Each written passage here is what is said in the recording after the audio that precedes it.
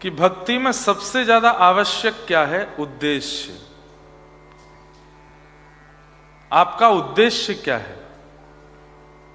किस कारण से आप कथा में आ रहे हो? किस कारण से आप मंदिर जा रहे हो? किस कारण से आप नाम जप कर रहे हो? किस कारण से आप तिलक स्वरूप धारण करते हो? किस कारण से आप गुरु परंपरा का पालन कर रहे हो? कारण बहुत जरूरी है।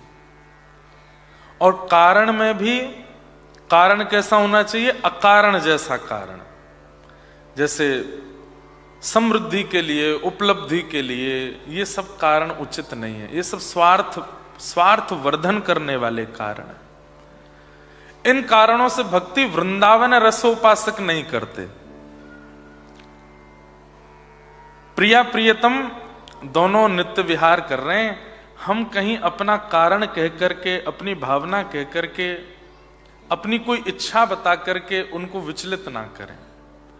वृंदावन के लोग प्रिया प्रियतम से कुछ नहीं मांगते। जैसे राखो तैसे रहूं, जैसे राखो तैसे रहूं, जानत हो सुख दुख सब जन के, जानत हो सुख दुख सब जन के, मुख सो कहाँ लो कहूँ, मुख सो कारो कहूँ, जैसे राखो तैसे रहूं, जैसे ही राखो तैसे रहूं, कबहू कसुरंग चढ़ो महागज, कबहू कसुरंग चढ़ो महा। हे नाथ, आप कृपा करोगे तो मैं गजेंद्र की सवारी भी करूंगा, मतलब हाथी पर बैठूंगा। और यदि आप कृपा नहीं, वह भी आपकी कृपा है कि मैं गिर रहा हूं। कबहू कभार डहूं, कबहू कभार। एक बात मान लीजिए, सब अच्छा होता है। हम लोग कई बार उसी को कृपा मानते हैं। नहीं, हर परिस्थिति कृपा है। आपको चोट भी लग रही है, कृपा है। बीमार हो रहे हो, कृपा है। मारा गिरधर लाल थारो न चायो ना चूरे, मारा गिरधर लाल थारो न चायो ना छूरे। हर परिस्थिति कृपा है। कुछ हो रहा है वह भी कृपा है, कुछ नहीं हो पा रहा है तो उसको भी यही मानिए कि शायद इसमें भलाई नहीं है मेरी, इसलिए ठाकुर जी नहीं दे रहे हैं। उसको भी कृपा मान करके जी लीजिए। हर परिस्थिति को ठाकुर जी की कृपा मानना और उनसे कभी ना तो शिकायत करना, ना कोई प्रार्थना करना। बस आप राजी रहो, आप प्रसन्न रहो, आप सुख में विराजो और मेरे लिए जो उचित है वो मुझे देते रहो। बस यही प्रार्थना रहती है व्रज के उपासकों की। पर अधिकतर हम भारतवासी लोगों का एक भाव बन जाता है, और पूरे विश्व समग्र जो भी धर्म का कार्य करते हैं सब में एक भावना जुड़ जाती है। कारण से ठाकुर जी को भजना है। ये काम हमारा होना चाहिए, हे हनुमान जी हमारा ये काम बनना चाहिए, हे गणपति जी हमारा ऐसा होना चाहिए, हे दुर्गा मैया ये काम तो हमारा करवाई दो। ऐसा नहीं। ठाकुर जी को कारण से भजना व्रज नहीं सिखाता। तो व्रज के उपासक का सबसे पहला नियम है कि वो ठाकुर जी से कभी कुछ नहीं मांगता। भक्तिमती मीराबाई आधे से ज्यादा जीवन निकल गया तब भी वृंदावन नहीं पहुंची थी। क्यों? कभी कहती नहीं थी कि श्याम सुंदर हमें बुलाओ, जब आप कृपा करेंगे तो वृंदावन पहुंच जाएंगे, जब आप कृपा करेंगे तो हम अपने आप आ जाएंगे। अकारण भक्ति, निष्काम भक्ति, ठाकुर जी से कभी कुछ कहना ही नहीं है।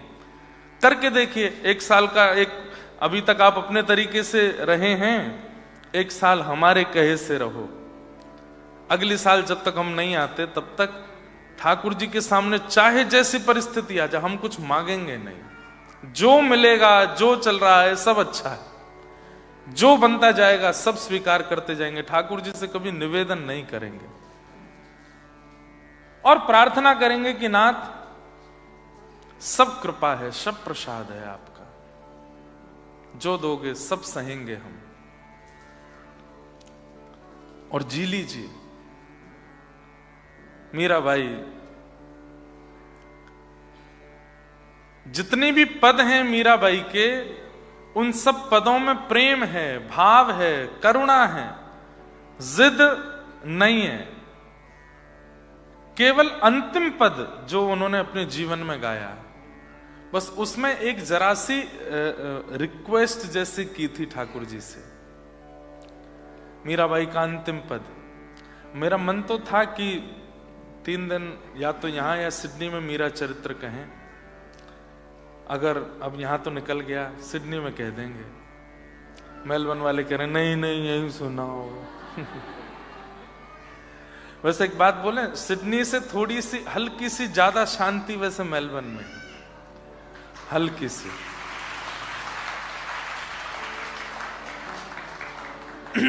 सिडनी में थोड़ी ज्यादा भागदौड़ सी ज्यादा है, हल्ला गुल्ला भी थोड़ा सा ज्यादा है।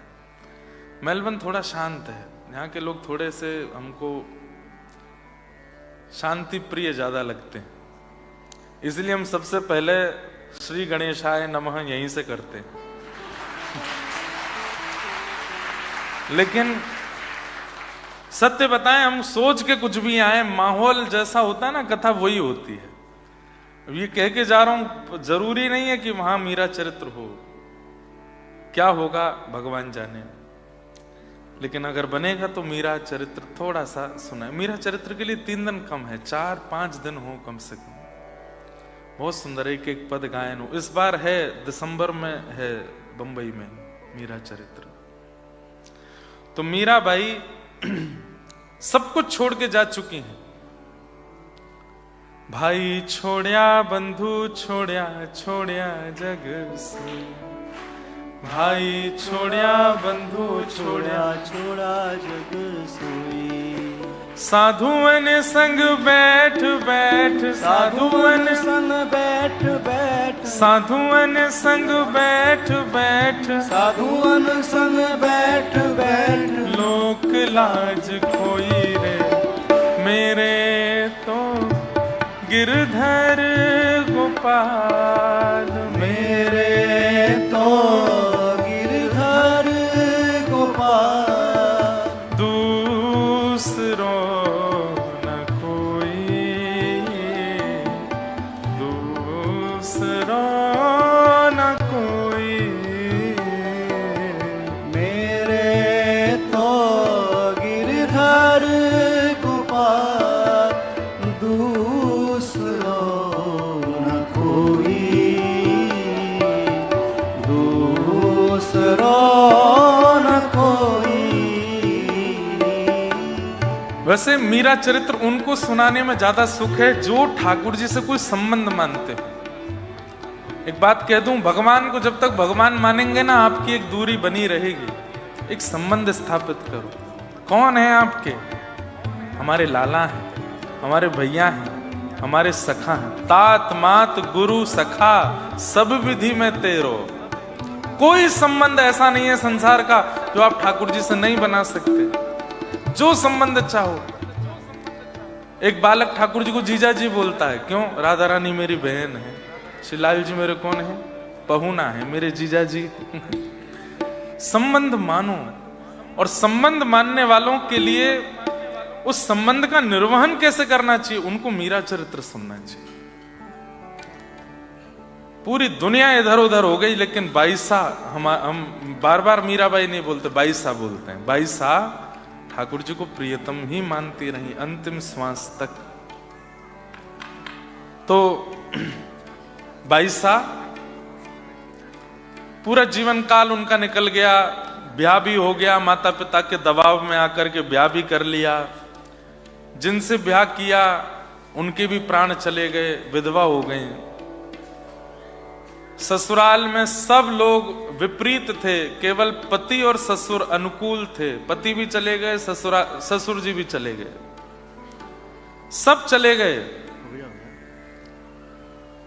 कोई नहीं था मीराबाई के पास, अकेली गोपाल जी के साथ रहती थी। और उस स्थिति में स्थिति बहुत ज्यादा बिगड़ गई। विष पिलाने का प्रयास किया, मीराबाई नहीं मरी तो विष का शेष अंश उसको पिलाया जिसने विष बनाया था, तो वो मर गया। तब मीराबाई ने सोचा अब नहीं रहूंगी, क्योंकि मुझ तक कष्ट नहीं सबको मिल रहा है। तो वो छोड़ करके वापस मायके चली गई, फिर मायके छोड़ के वृंदावन चली गई, वृंदावन छोड़ के द्वारिका चली गई। अब थक गई है मीराबाई और कुछ नहीं मांगा जीवन में, अवस्था भी हो गई थी। उस समय बाईसा द्वारिकाधीश के सामने जाकर के अपने जीवन का अंतिम पद गाती। साजन जो जानो सुध लीजे, साजन जो जानो सुध लीजे। हे साजन जो जानो सुध लीजे, साजन जो जानो सुध लीजे। साजन जो जानो सुध लीजे, साजन जो जानो सुध लीजे।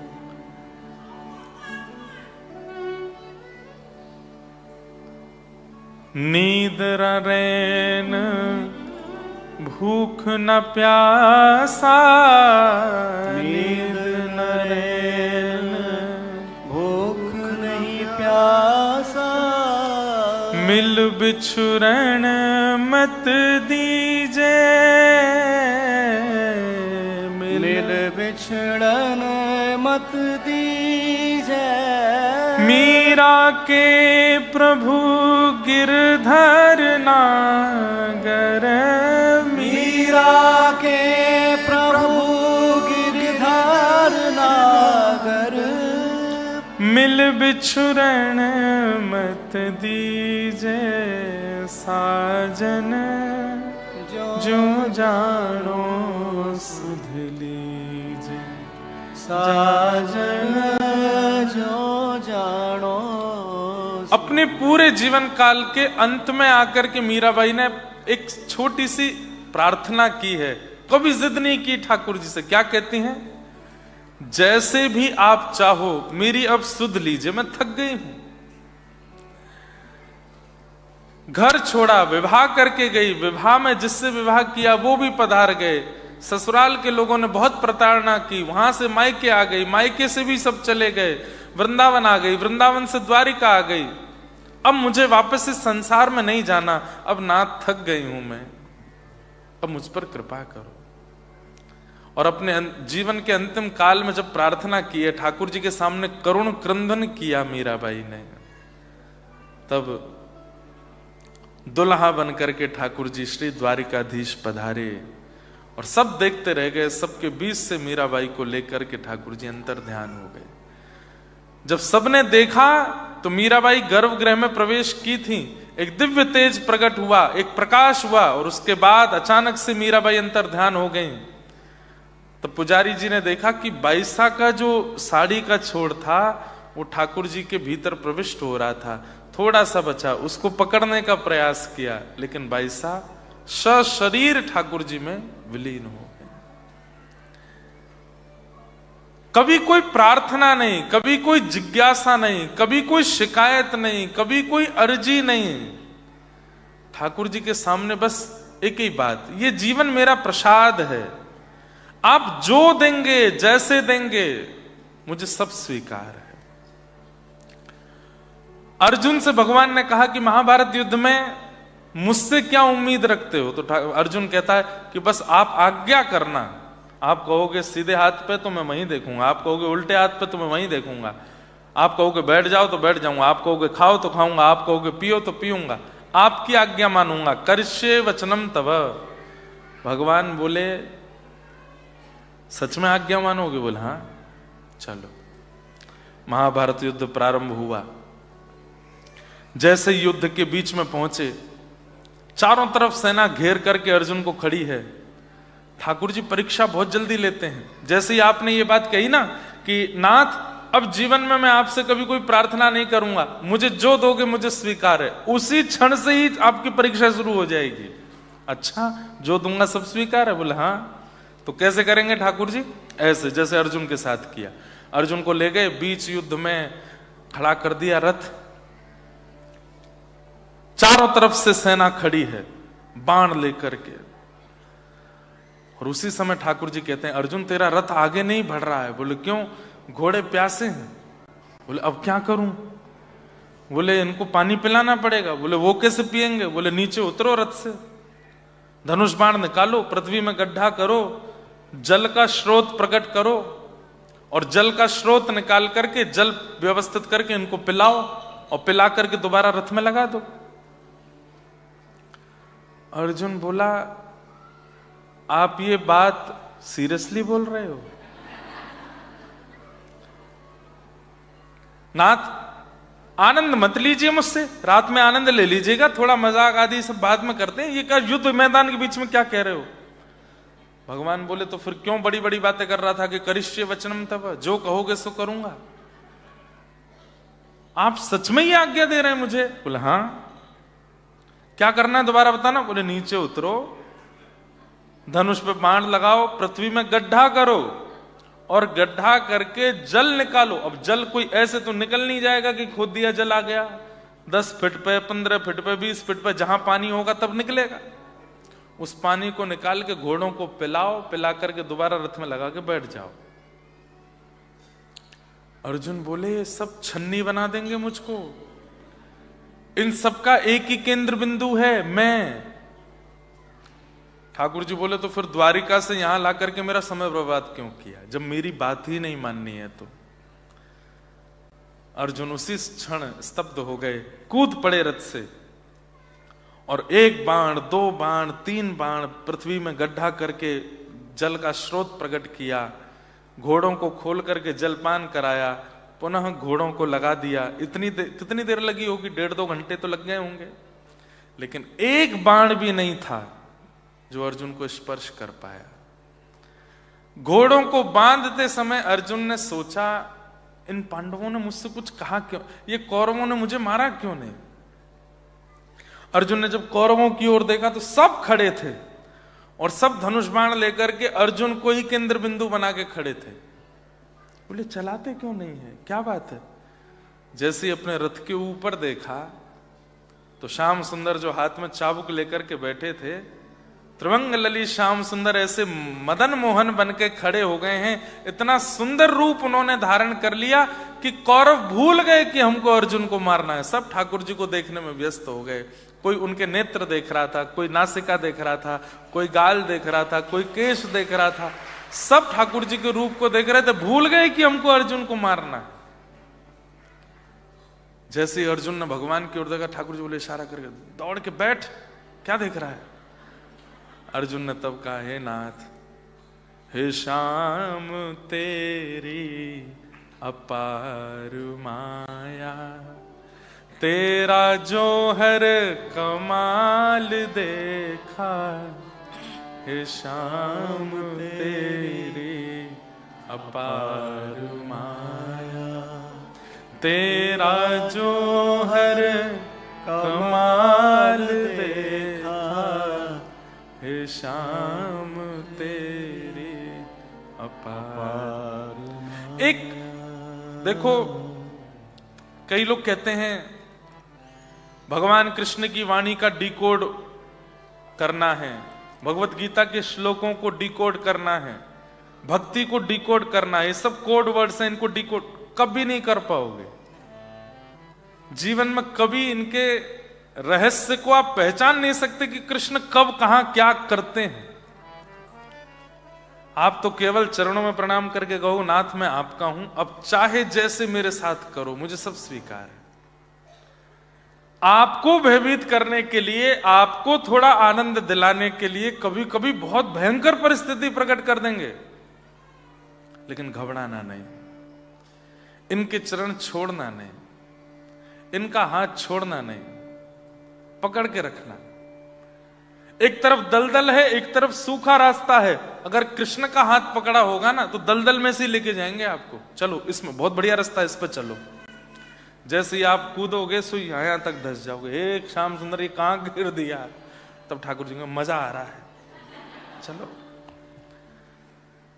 परिस्थिति जैसी भी आ जाए, बस एक चीज याद रखना, इनको छोड़ना नहीं, इनके प्रति कभी अविश्वास लाना नहीं, इन पर कभी संशय करना नहीं।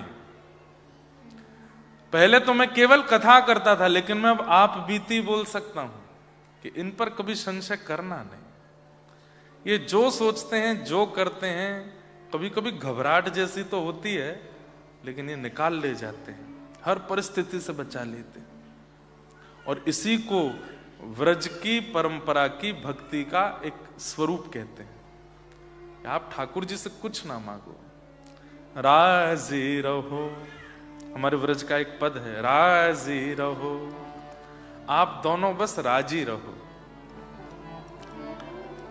प्रसन्न रहो। संसारी व्यक्ति में और भक्त में अंतर क्या है? संसारी व्यक्ति अपनी प्रसन्नता की कामना ठाकुर जी से करता है, और वृंदावन चंचरीक भक्त ठाकुर जी को प्रसन्न करने की भावना रखता है।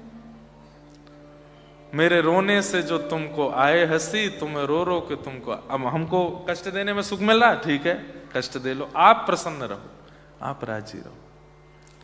हमारे पंडित श्री गया प्रसाद जी महाराज, गिरिराज जी कितने लोग गए आप में से? गोवर्धन, बस इतने लोग ही गए हैं। अच्छा, वृंदावन कितने लोग गए हैं? गलत बात, हमारी बात सुनो। वृंदावन जाइए तो लौटते समय गिरिराज जी को प्रणाम करके आइए, गोवर्धन की परिक्रमा करके आइए, बिना गिरिराज जी को प्रणाम कर। सोचिए, स्वयं बाल कृष्ण प्रभु जिनको प्रणाम करते हैं वो श्री गोवर्धन नाथ है, उनको प्रणाम किए बगैर वापस नहीं आना। अगली बार जब वृंदावन जाएंगे तो एक परिक्रमा लगाइए, गिरते पड़ते रोते रिक्शा में बैठ के जैसे लगे लगाओ, गिरिराज जी को प्रणाम करके आओ। तो गिरिराज जी में श्री गया प्रसाद जी महाराज की समाधि, पंडित श्री गया प्रसाद जी, मैंने दर्शन नहीं किया उनका। 94 में भगवत प्राप्ति हुई उनको, हमारा जन्म 96 में हुआ, तो दर्शन नहीं हुआ, लेकिन उनकी लीलाएं और उनकी बातें हमने बहुत सुनी। वे सदा अपने शिष्यों से कहते थे कि हम सब ठाकुर जी के खिलौना हैं, खेलवे वारो, खिलौना के कभी ऊपर बैठ जाए, खिलौना को कभी ऊपर बैठा ले, खिलौना को कभी जल में डाल दे, खिलौना को कभी मिट्टी में डाल दे, खिलौना की कभी गाल गर्दन मरोड़ दे, खिलौना को कभी तोड़ दे। खेलने वाले की पूर्ण आसर तू रहता है खिलौना, तुम जैसे चाहो मेरे साथ खेलो। बच्चे को खिलौना दे दो, कभी फेंक देगा, कभी खेलेगा, कभी गले से लगा के सोएगा, कभी उसको भोजन कराएगा, कभी श्रृंगार करेगा, कभी पढ़ाएगा, कभी मारेगा। हम सब खिलौना है, ठाकुर जी हमसे खेल रहे हैं। बस याद रहे, ठाकुर जी से एक ही बात कहते रहना, क्या? कि संसार में नए खिलौने आते हैं तो बालक पुराने खिलौने को छोड़ देता है।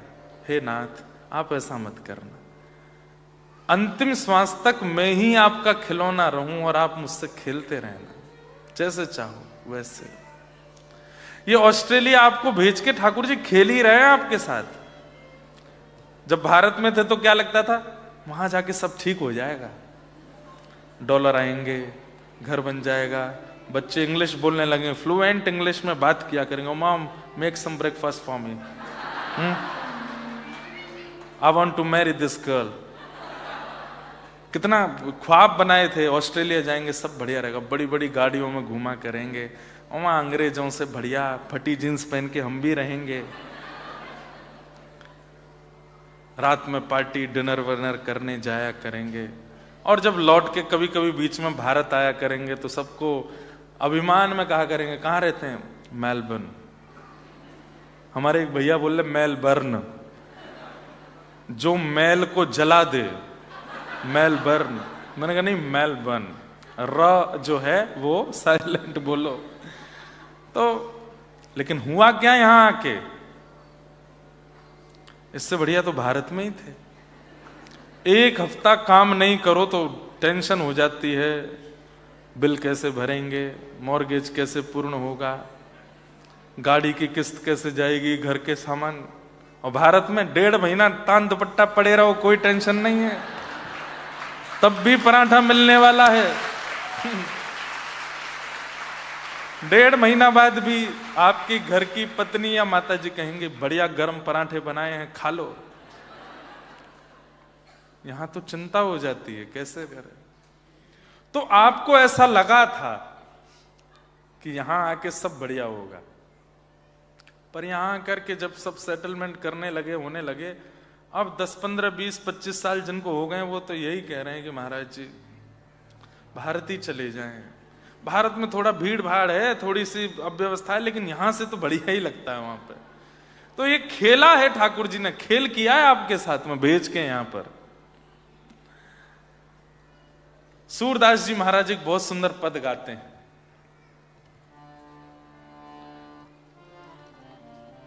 नाचो बहुत गोपाल अब मैं, नाचो बहुत गोपाल। ओ नाचो बहुत गोपाल अब मैं, नाचो बहुत गोपाल। काम क्रोध को पहर चोलना, काम क्रोध को पहर चोलना, कंठ विषय की माल, कंठ विषय की माल। अब मैं नाचो बहुत गोपाल, अब मैं नाचो बहुत गोपाल। अब मैं नाचो बहुत गोपाल, अब मैं नाचो बहुत गोपाल। बहुत नाच लिए नाथ संसार में, अब बस अपने चरण में रखो और कुछ नहीं चाहिए। तो ये वृंदावन रस भक्ति है। इसका प्रथम सूत्र क्या है? सबसे पहला सूत्र वृंदावन रस भक्ति का ठाकुर जी से संबंध।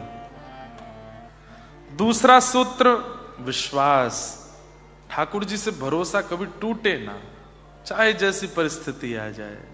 और तीसरा समर्पण, पूर्ण समर्पित हो जाओ। और चौथा, कभी कुछ मत कहो, जो हो रहा है, जो होगा सब बढ़िया होगा।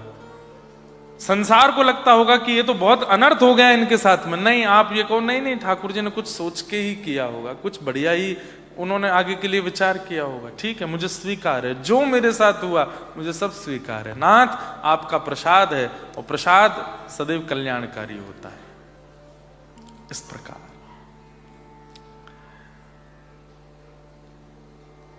भागवत जी में भगवत भक्तों के कुछ लक्षण बताए हैं। इन्हीं लक्षणों में हम कुछ ब्रज के भक्तों के भाव सुनेंगे, और इन लक्षणों को आप ढूंढिएगा कि ये आपके अंदर ये लक्षण हैं कि नहीं है। सबसे पहला, उत्तम भक्त। उत्तम क्वालिटी का कौन सा? हम आपको बिजनेस तो सिखाने आए नहीं हैं, डॉलर कैसे और ज्यादा कमाए जाएं, ये सब व्यास मंच से नहीं बताना चाहिए। कई जगह भारत में व्यासपीठ पर भी ऐसी ऐसी बातें बताते हैं, घर के व्यापार की वृद्धि कैसे हो। अरे ठीक है, वो तो आप सब लोग कर ही लोगे संसार में। भक्ति में वर्धन कैसे हो और कितनी प्रकार की भक्ति होती है, क्या क्या उनमें ध्यान रखने वाली बातें होती हैं, कितनी कैटेगरीज होती हैं, हम कौन सी कैटेगरी में हैं, ये ध्यान से सुनो। उत्तम, सबसे उत्तम भक्त का लक्षण क्या है? सर्वभूतेषु यः पश्येत्, श्रीमद् भागवत जी में, सर्वभूतेषु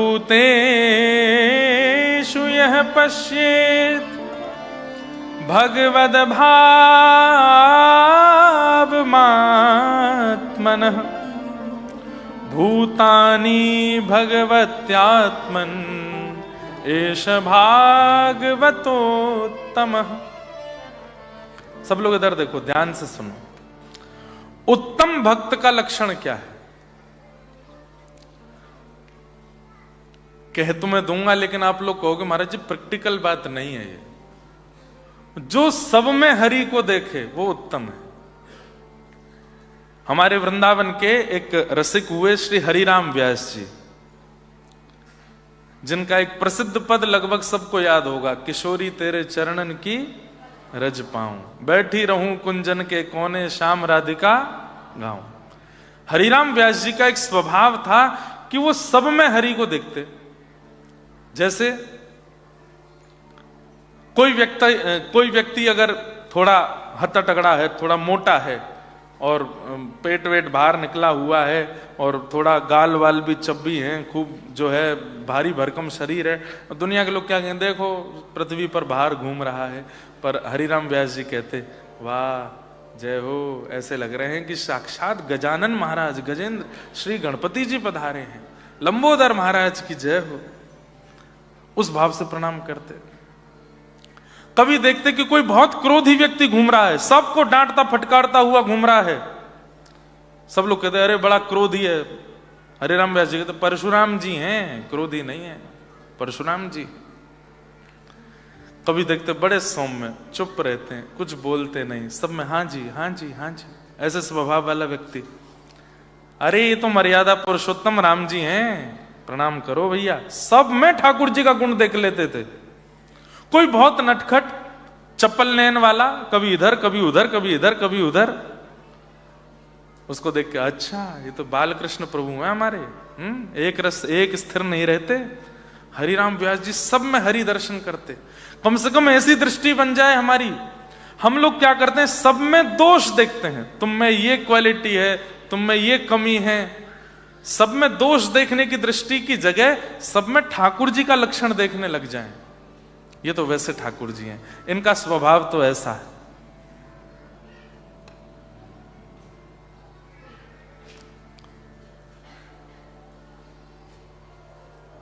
एक व्यक्ति हमारे मित्र हैं, बोले महाराज जी जिसके बाल नहीं हो उसको क्या देखें, उसमें क्या देखें? मैंने कहा वामन भगवान है, अभी अभी जनेऊ करा के आए हैं बस एक शिखा रखने की देरी है तो वो भी हो जाएगा। ऐसा कोई स्वरूप है ही नहीं जो हम लोगों में हो, ठाकुर जी वे स्वरूप के ना हो। आजकल दाढ़ी मूछ भी रखते हैं, फैशन है, सब लोग रखते हैं। देखो खाटू श्याम भगवान दाढ़ी मूछ रखते हैं, उनके भी, ठाकुर जी के भी दाढ़ी है, ठाकुर जी के भी मूछ है। सर्वभूतेषु यह पश्येद भगवत भाव मात्मना, सब में भगवत भाव रखो। लेकिन ये संभव नहीं है, मैं जानता हूं ये संभव नहीं है। तो फिर क्या करें? सब में ठाकुर जी को नहीं देख सकते तो कम से कम किसी में अवगुण मत देखो, किसी में दोष मत देखो, गुण देखने का प्रयास करो। नामाचार्य श्री हरिदास ठाकुर, ध्यान से सुनिए, एक मुस्लिम परिवार में जन्मे, लेकिन ठाकुर जी ने उनको पकड़ लिया और इतना हरिनाम गाते, इतना भगवान नाम गाते कि एक दिन जिस क्षेत्र में वे थे बंगाल में, वहां के राजा ने, वो भी मुस्लिम थे, उसने अपने सब म्लेच्छ सेना को भेज दिया। बोले कि ये जो काफिरों के भगवान का नाम गाता है, इसके हाथ पैर बांध करके, हाथों में हथकड़ियां, पैरों में बेड़ियां बांध के पूरे नगर में दौड़ा दौड़ा करके कोड़ों से मारो, ताकि कल को कोई भी हमारे यहां का बालक काफिरों के भगवान का नाम गाने में घबरावे, ये स्थिति करो इसकी। सोचिए, हाथ बांध रखे हैं, पैर बांध रखे हैं, और सैनिक लेकर के बाजार में घूम रहे हैं और कोड़े मार रहे हैं। कोड़े भी ऐसे नहीं, कोड़ों में भी छोटी छोटी कील घुसी हैं। उन कोड़ों को जब मारते हैं तो जब वो कोड़ा पड़ता है तो हरि बोल हरि बोल हरि बोल करके हरिदास ठाकुर रुदन करते हैं। कहते हैं जितनी तेज वो हरि बोल बोलते थे, अगला कोड़ा उससे भी तेज गति से मारा जाता था, तो और तेज हरि बोल बोलते थे। हरिदास ठाकुर उनके चरणों में प्रणाम करते, जो मारते। वो कहते तुम हमको प्रणाम क्यों करता, हम तुझे मार रहे हैं। बोले कि मैंने संकल्प लिया था कि मैं बहुत ऊंचे स्वर में हरि नाम गाऊंगा, लेकिन बहुत प्रयास करने पर भी ऊंचे स्वर में नहीं गा पाया। आपके कोड़े की कृपा है कि मेरी क्षमता से तेज गति से मैं हरि नाम गा रहा हूं, और मारिए मुझे, ताकि इतनी जोर से हरि नाम निकले कि मेरा रोम रोम हरि नाम गाने लग जाए। दोष नहीं देखा। कहते हैं हरिदास ठाकुर पर करी जा रही उस उत्पीड़ना के कारण साक्षात सुदर्शन भगवान आकाश में प्रकट हो गए उन म्लेच्छों को मारने के लिए।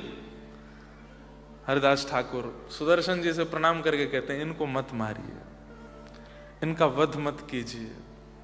हे नाथ, ये कलयुग है, कलयुग में दोष देख करके अस्वीकार मत कीजिए। ये सतयुग नहीं है, ये द्वापर नहीं है, त्रेता नहीं है, कलयुग है। यहां पर दोष देख करके भी आप केवल स्वीकार करो नाथ, इनको मत मारो। हम लोगों की स्वभाव में एक क्वालिटी है हम लोगों की आंख में कि दोष बहुत जल्दी देखते हैं हम, बहुत जल्दी दोष दिख जाता है। अभी अगर मैं आपसे कहूं अपने बगल वाले को देखो, देखो एक बार, देखना एक बार, देखो बगल वाले को देखो, और कहा जाए कि चलो अब इसके बारे में 10 अच्छी बातें लिख के बताओ, तो आपको क्या लगेगा? महाराज जी वी नीड सम टाइम, हमें थोड़ा समय दीजिए, थोड़ा इसके संग बैठेंगे, बात करेंगे, इसके साथ घूमेंगे फिरेंगे, तब जाकर के कुछ बता पाएंगे। लेकिन आपसे कहा जाए कि इसके बारे में 10 अवगुण बताओ, तो आप पता है क्या कहेंगे? एक्स्ट्रा सीट मिलेगी, एक शीट तो भर गई है, एक और दे दीजिए, उसमें भी लिख दूंगा। और ये हंसने वाली और आपको कोई मजाक कराने वाली बात नहीं, ये वास्तविकता है संसार की। हमको अवगुण देखना किसने सिखाया? कैसे इतनी जल्दी हम दूसरों में दोष देख लेते हैं, और यहां कहते कहते हार गए। सब में गुण देखो, सब में अच्छाइयां देखो, सब में भलाई देखो। कोई, मैं कहता हूं, आपको कितना भी बुरा बोल जाता है आपके परिवार के बारे में, उसमें भी एक गुण देख लो, नहीं देख पाओगे। उत्तम भक्त का लक्षण क्या है? उसको अवगुण दिखने बंद हो जाते हैं। आपसे 5 लोगों ने बुराई कर दी, अरे महाराज जी तो ऐसे हैं, ये व्यास जी तो ऐसे हैं, ये व्यक्ति तो ऐसा है, लेकिन वो व्यक्ति सन्मुख आया तो उसमें आपको अवगुण नहीं दिखा, उसमें तब भी गुण दिख गया, उसमें तब भी कोई अच्छाई दिख गई। ये उत्तम भागवत का लक्षण है, उत्तम भक्त का लक्षण है। आज के बाद प्रयास कीजिए, किसी में भी अवगुण नहीं देखे। पति पत्नी में नहीं देखे, पत्नी पति में ना देखे, बच्चे बहन भैयाओं में ना देखें, भाई बंधुओं में मत देखो, माता पिता में मत देखो। पहले घर से शुरुआत करो और फिर धीरे धीरे पड़ोसियों तक पहुंचो। यहां तो पड़ोसी पड़ोसी जानते नहीं, फिर भी प्रयास करो, पड़ोसियों में देखना शुरू करो, फिर बाहर देखना, जहां काम करते हो, पढ़ने जाते हो, जो भी करते हो, वहां गुण देखना शुरू करो। धीरे धीरे धीरे धीरे क्या होगा? सर्वम खलु इदम ब्रह्म, सब में ब्रह्म दिखने लगेंगे, सब में गुण दिखने लगेगा, सब में अच्छाइयां दिखने लगेंगी। जैसे ही किसी में अवगुण दिखता है तुरंत नेत्र बंद किया करो, हरे कृष्ण कृष्ण कृष्ण हरे हरे, हरे राम राम राम हरे। मुझे अवगुण नहीं देखना है, मुझे दोष नहीं देखना है। इनका जो भी अवगुण देखा, हे नाथ कृपा करो वो अदृश्य हो जाए, मुझे पता, मुझे याद ही ना रहे कि इनमें ये अवगुण था, मुझे केवल गुण दिखाओ। यह दृष्टि बनानी पड़ेगी आपको। हां, कोई व्यक्ति दुराचारी है, कोई व्यक्ति महापापी है, कोई व्यक्ति बिल्कुल अधम क्रियाओं में है, उसमें भी उसको देख लिया, देख गया कि हाँ भाई ये गलत कर रहा है, तो उसको भी दूर से प्रणाम करो, फिर जीवन में उसके पास जाओ मत, उसका त्याग कर दो। जो स्वभाव से ही है कि वो गलत ही करता है, उससे दूरी बना लीजिए। लेकिन चलते फिरते आदमी में, उठते बैठते लोगों में भी अवगुण देखना, ये अच्छा स्वभाव नहीं है। गुण देखो। मैं फिर कहूंगा ये कथा उन लोगों के लिए है जो अपने जीवन का उद्देश्य ठाकुर जी को मान चुके हैं और जो चाहते हैं कि हम अपने जीवन का कल्याण कर लें। डॉलर वॉलर कमाना और ये सब तो चलो ठीक है, लेकिन बस ये जन्म जो है ये सफल हो हमारा, उन लोगों के लिए बात है। अवगुण देखना बंद कीजिए, सब में दोष मत देखो। और जब किसी में दोष देखते हैं तो एक बार दर्पण में जाके खुद को भी देख लिया कीजिए। हम जैसे बहुत दूध के धुले हैं। दूसरों में अवगुण देखना हम लोगों को इतना अच्छा आता, खुद को देखा है, खुद में देखा है। दोष मत देखो। सर्वभूतेषु यः पश्येत् भगवद् भावमात्मनः भूतानि भगवत्यात्मन् एष भागवतोत्तमः।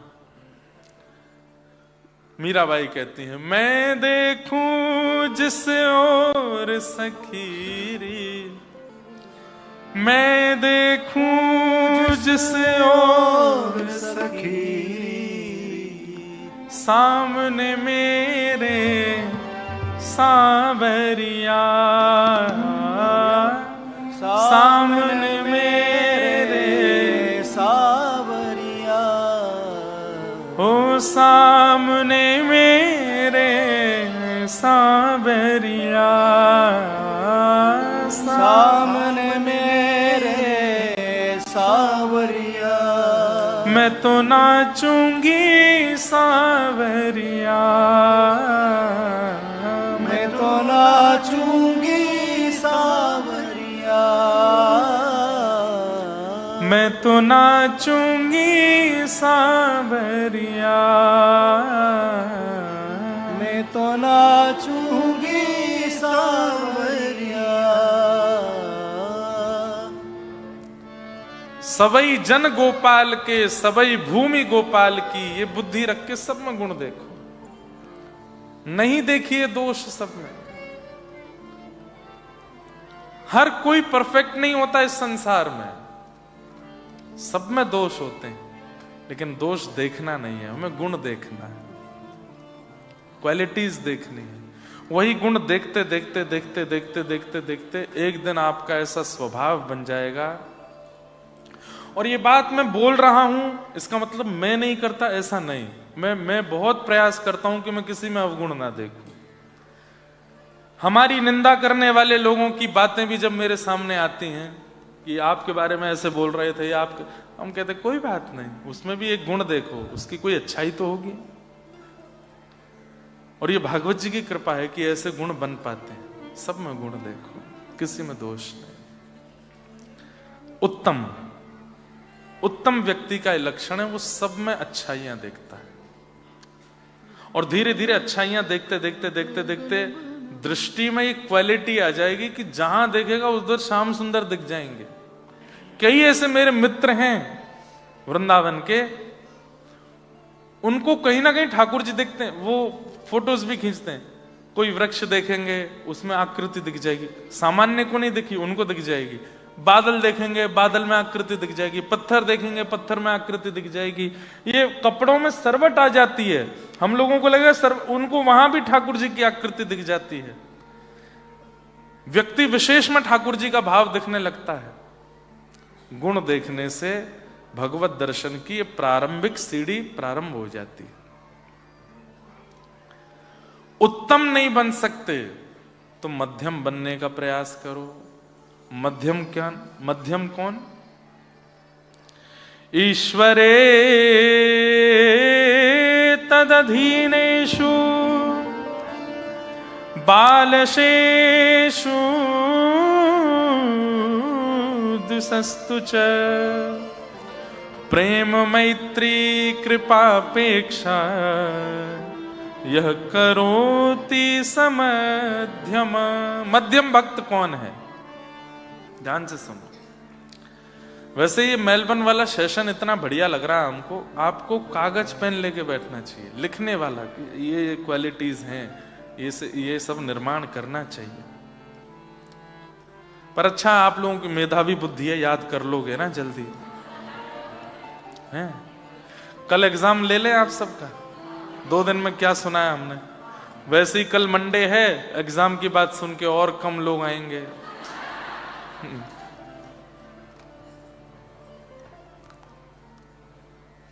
ईश्वरे तद अधीनेषु। मध्यम व्यक्ति जो उत्तम नहीं है, उत्तम कौन? जो सब में ठाकुर जी को देखे। ठाकुर जी नहीं देख सके तो सब में गुण देखे। लेकिन जो यह नहीं कर पा रहा है वो मध्यम बनने का प्रयास करे। मध्यम की स्थिति क्या है? ईश्वरे तद अधीनेषु। वो ठाकुर जी में और इंसानों में भेद तो रखता है। ठाकुर जी, इंसान इंसान है। हमारे आचार्य चरण, जिस परंपरा में हमारी दीक्षा हुई, श्री रामानुजाचार्य, तो रामानुजाचार्य जी के दामाद थे, उनका नाम था लालाचार्य। क्या नाम था? श्री लालाचार्य जी। बहुत सुंदर चरित्र, ध्यान से सुनना। तो श्री लालाचार्य जी रामानुजाचार्य जी से दीक्षा ली उन्होंने। तो दीक्षा लेने के बाद उन्होंने एक दिन आचार्य चरण से पूछा कि आप अपने शिष्य को कुछ आज्ञा दीजिए। तो रामानुजाचार्य जी ने आज्ञा दी